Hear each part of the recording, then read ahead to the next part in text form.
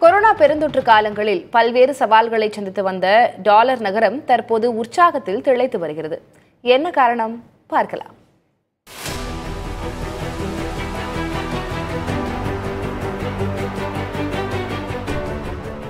பின்னலாடை துறையில் இந்தியாவிற்கு அதிக அந்நிய செலாவணியை ஈட்டித் தரும் நகரம்தான் திருப்பூர்.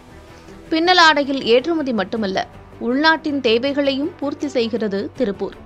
பல லட்சக்கணக்கானவர்களுக்கு வாழ்வாதாரமாக திகழும் திருப்பூர் தற்போது மகிழ்ச்சியில் திளைத்து வருகிறது என்றே கூறலாம். கொரோனாவின் போது பல இன்னல்களை சந்தித்த தாங்கள் தற்போது பெருமூச்சு விடுவதாக கூறுகிறார் திருப்பூர் ஏற்றுமதியாளர் சங்கத்தின் பொதுச் செயலாளர் திருக்குமரன். கொரோனாவுக்கு முன்னாடி நீங்கள் பார்த்தீங்கன்னா ஒரு 35,000 கோடி 33,000 கோடி அந்த மாதிரி தான் பண்ணியிருந்தோம். ஸோ கொரோனாவுக்கு அப்புறம் ஒரு 35,000 கோடி பண்ணோம். அதை இலக்க இப்போ கண்டிப்பாக நாங்கள் அதை கிராஸ் பண்ணிடுவோங்கிறதுல எந்த விதமான ஐயப்பாடும் இல்லை. ஏற்றுமதியை பொறுத்தளவில் நடப்பு நிதியாண்டில் ஏப்ரல் மாதம் தொடங்கி அக்டோபர் மாதம் வரையிலான நாட்களில் 35% அதிகரித்துள்ளது என்கின்றனர். சர்வதேச நாடுகளில் பணவீக்கம் குறைந்து வருவது போன்ற பல சாதகமான சூழல் இருப்பதாக கூறுகிறார் திருக்குமரன். இருப்பினும் போர் பதற்றங்கள் காரணமாக சரக்கு போக்குவரத்து கட்டணம் அதிகரித்துள்ளது என்றும் அவர் தெரிவித்துள்ளார்.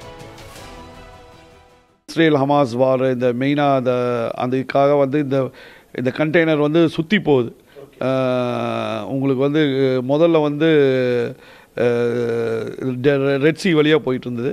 இப்போ இந்த இஷ்யூனால கப்பலெல்லாம் கல்ஃப் ஆஃப் ஏடன் வழியாக போகுது. அதனால் ஃப்ரைட் சார்ஜஸ் எல்லாம் ஏறி கண்டெய்னர் திருப்பி வர்றதுக்கு லேட்டாகிறதுனால ஃப்ரைட் சார்ஜஸ் எல்லாம் ஏறி இருந்தது. இப்போ அமெரிக்கா ஆட்சி மாற்றத்தினால ஏதாவது இதை ஒரு சாதகமான சூழ்நிலை உருவாகி போர் நிறுத்தி அது வரும்னு ரொம்ப நம்புகிறோம். நம்பிக்கையோடு இருக்கும். நடப்பாண்டில் புதிய ஆர்டர்கள் கிடைத்திருப்பதால் உள்நாட்டில் வர்த்தகம் 35,000 கோடி ரூபாயை எட்டும் என்றும் ஏற்றுமதியையும் சேர்த்து 70,000 கோடி ரூபாயை தாண்டி வர்த்தகம் இருக்கும் என்கின்றனர்.